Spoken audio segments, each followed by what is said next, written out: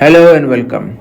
In few days ago in hematopoietic stem cell video I told you about CFU GMM, CFU MAX, CUL, CU EOS etc. in brief. Among those I talked about megakaryocyte with thrombocyte platelets and erythrocytes RBC, and yesterday I talked about myeloblast cells. So about these four types of cell you know about almost everything. Rest all types of cell comes under granulocyte and agranulocyte. Granulocyte means there are some types of cell which has granules in the cytoplasm. Agranulocyte means there is no granules. Now we have four types of granulocyte. One is neutrophil, basophil, eosinophil and mast cells. And agranulocytes are monocyte and lymphocyte. मेरा कहने का मतलब ये है कि ये जो कुछ दिन पहले मैंने बताया था हेमाटोपोइटिक स्टेम सेल, इनमें से आपको बहुत ही शॉर्टकट में बताया था कि CFU GMM, CFU macrophage, CFU lymphocyte, CFU eosinophil, मतलब ऐसा कुछ होता है.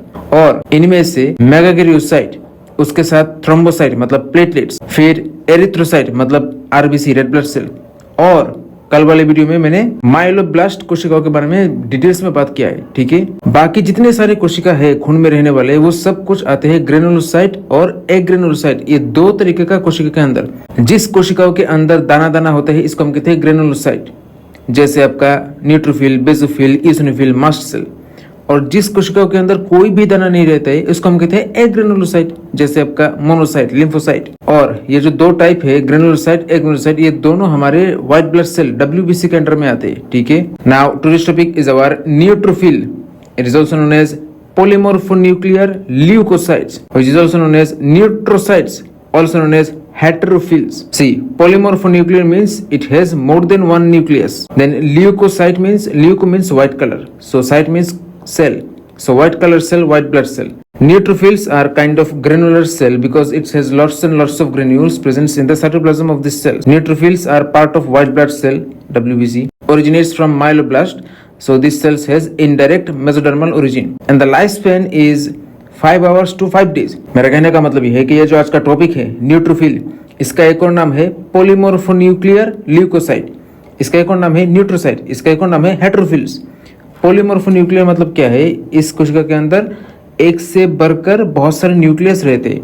और ल्यूको मतलब सफेद कलर, सो सफेद कलर का कोशिका मतलब व्हाइट ब्लड सेल. बात खत्म. जैसे कि आप फोटो में देख रहे हो कि ये न्यूट्रोफिल माइलोब्लास्ट से पैदा हो रहा है. और माइलोब्लास्ट क्या है वो मैंने कल वाले वीडियो में बात कर चुका हूँ. तो हम कह सकते हैं कि ये जो न्यूट्रोफिल है वो घुमा फिरा के इनडायरेक्टली मेसोडर्म से पैदा होता है. अब पैदा होने के बाद ये हमारे शरीर में 5 घंटे से लेके 5 दिन तक जिंदा रहते. Now the nucleus of this cells has 2 or 3 lobes. Each lobes are connected by densely packed chromatin. Size of these cells are 12 to 15 micrometer. Production of these cells depends on the vitamin B12 optimum level in blood. Cytoplasm of these cells contains almost 200 eosinophilic granules, which is also known as primary granules. Now these granules contains myeloperoxidase, phospholipase A2, acid hydrolase, elastase, serine protease, lysozyme, cathepsin G, proteoglycans, etc. etc. What are these enzymes? We will talk about later in enzyme chapter, not here. Specific granules, which is also known as secondary granules. This contains alkaline phosphatase, NADPH oxidase, histaminase, lactoferrin, collagenase, etc.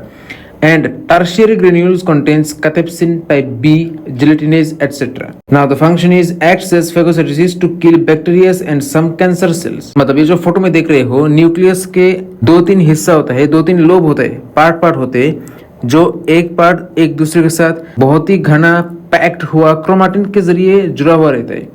इसका size होता है 12 से 15 micrometer. अब ये कोशिका पैदा होने के लिए हमारे खून में विटामिन B12 का पर्याप्त मात्रा रहना जरूरी है. अब मैं जो दाना बोल रहा था ग्रेनुलर, क्या होता है इसका साइटोप्लाज्म जो है इसके अंदर करीब करीब 200 ओजोरोफिलिक दाना मतलब प्राथमिक ग्रेन्यूल्स, प्राइमरी ग्रेन्यूल्स रहते हैं, जिसके अंदर आपका myeloperoxidase, phospholipase A2, acid hydrolase, elastase, serine protease, lysozyme, cathepsin G, proteoglycans, तरह तरह के एंजाइम रहते हैं. अब ये सब क्या है वो हम बाद में बात करेंगे. फिर आपको स्पेसिफिक ग्रेन्यूल्स या फिर सेकेंडरी ग्रेन्यूल्स देखने को मिलेंगे, जिसके अंदर आपका alkaline phosphatase, NADPH oxidase, histaminase, lactoferrin, collagenase, ये सब देखने को मिलेगा. फिर आते हैं आपका टर्शियरी ग्रेन्यूल्स, जिसके अंदर कैथेप्सिन B और जिलेटिनेज नामक एंजाइम रहते हैं.